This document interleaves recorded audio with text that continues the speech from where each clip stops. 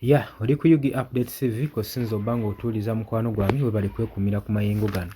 Gino Muhoozi Kayinirugaba avuddeyo ku mukutu gwe ogwa social media n'alagira amagye ssaako n'ebitongole ebya poliisi bigende mu maaso n'okukuba ab'ekibiina kya National Unity Platform either ke babe abagizi oba abakulembeze.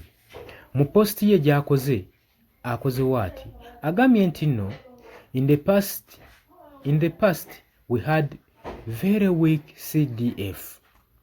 They betrayed our glorious military. That is not me.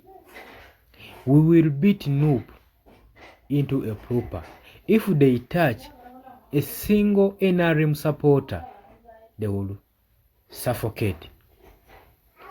General Muhoozi Kayinirugaba era obutaawukanako na bulijjo ng'ebigambo bye agambye waati nti emabegako awo balina Chief of Defence Force mu UPDF omunafu mu ggwanga omunafu kati ye waali Kirimaanyi n'agamba nti nno baalyamu ekitiibwa ky'amagye gaffe olukwe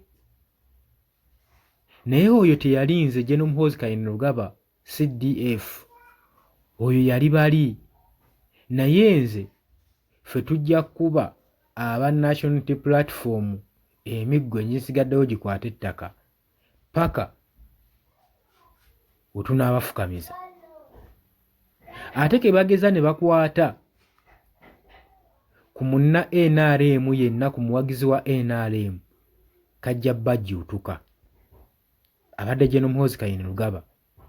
Statement eno gy'akoze ewuniikiriza bannayuganda ssaako n'ebitongole ebivunaanyizibwa ku ddembe ly'obuntu ssaako ne ba opposition leaders nga kiraga nga Muhoozi Kayinirugaba Chief of Defence Force wagenda maaso n'okwewaana n'ebikola by'akola era okubyewaaniramu nga kiringa ekiraga nti no ye yasoose okubeera mu position eno mu ggwanga Uganda era ng'alaga nga bali abaalimu bwe baali abanafu olw'ensonga tebaayogeranga ku kutugumbula, tebaayogeranga ku kutta, tebaayogeranga ku mize gya kusaanyaawo ba opposition leader era tebaayogeranga na kufujja eri abantu.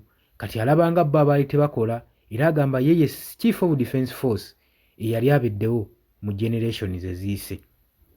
Ebadde bigambo bya General Muhoozi Kayinirugaba.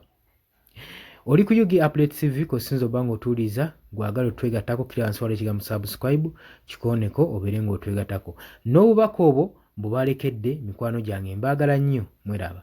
Yes, oli ku Yugi Update TV kosinzira okuba ng'otuuliza gwe omukwano gwange yenna yenna ali eyo gwe nagambye agala otweyungako agala okweyunga ku channel eno kirira wansi waliwo ekigambo subscribe kikooneko okoonene mukadde temwerabirako na mukadde kubanga akadde ako mukwano gwange gakuyambako nnyo okuleetera notification message bwe waba nga waliwo information yonna gye tutaddeko ate buli wo subscribing obeera otufollowinze kitegeeza buli kimu kye tunaateekako ojja kuba ng'okifuna gwe omukwano gwange leka okipingwe ng'oli updated ku buli kimu ekigenda mu maaso mu ggwanga gwali eyampuliriza abali mu Qatar, Oman, Dubai, Saudi Arabia, abali e Dubai, abali mu US, abali mu UK, abali e Canada, abali mu South Africa, nammwe abali mu ndwana Kenya, nalekaani menyani, nammwe abali mu Asia, matumiddeko nnyo mwe bali kwekuumira ku Yugi Update TV mwe mubeezezzaawo amayengo gano aga Yugi Update TV.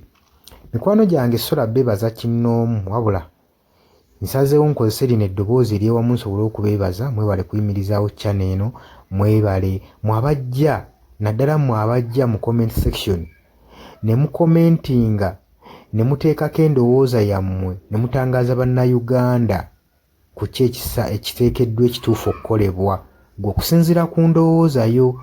So muna batajjangako mu comment section mbakubiriza okujja mu comment section muteekeko ebirowoozo byammwe mutangaaze eggwanga ku biki byaba bagenze mu bukyamu ne bikolebwa mu bukyamu eri bannayuganda.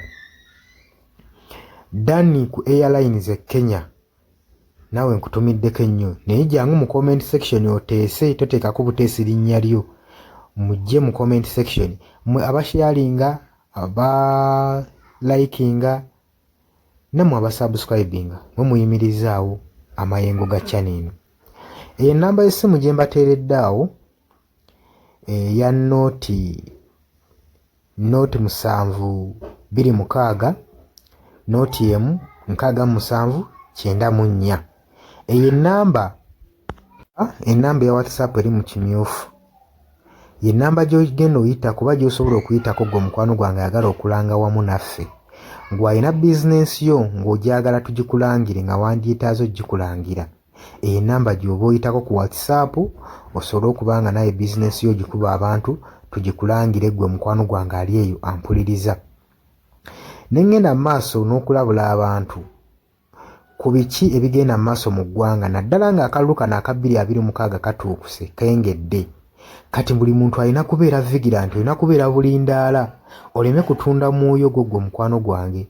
Waliwo abatunda emyoyo gyabwe olw'M1,1500 sukaali. Gwe beera ng'omanyi akaseera we kanaatuuka akakuba ballot paper, beera nga manyi omuntu ogw'ogenda okuwa, gw'ogenda ottiikinga, gwe gw'olaba asobola okukulaakulanya ekitundu kyo constituency yo, gw'olaba agenda otwala eggwanga mu maaso. Bannange tusibwa nnyo akatambaala mu mutwe mu biseera nga bino. Newankubadde obwavu babubalumizza mutya, totunda mwoyo gwo ku lw'akantu katono, wabula saasira ku ggwanga lyo, osaasire ne ku zadde lyo, osaasire ne ku future weenaabeera. Lowooza ku by'emu maaso.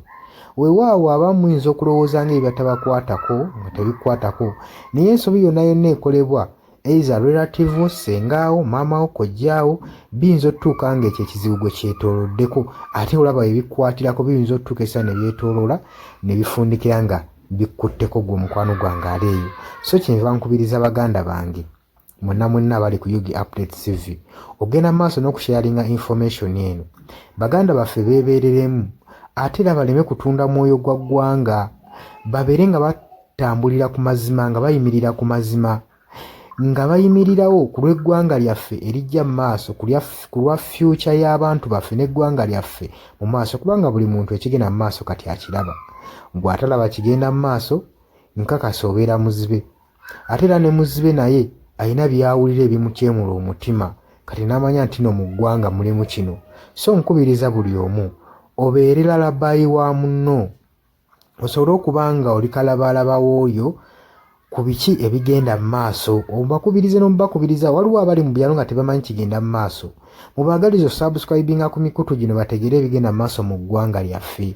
Wakati smartphone zajja gwe mukwano gwange ali eyo.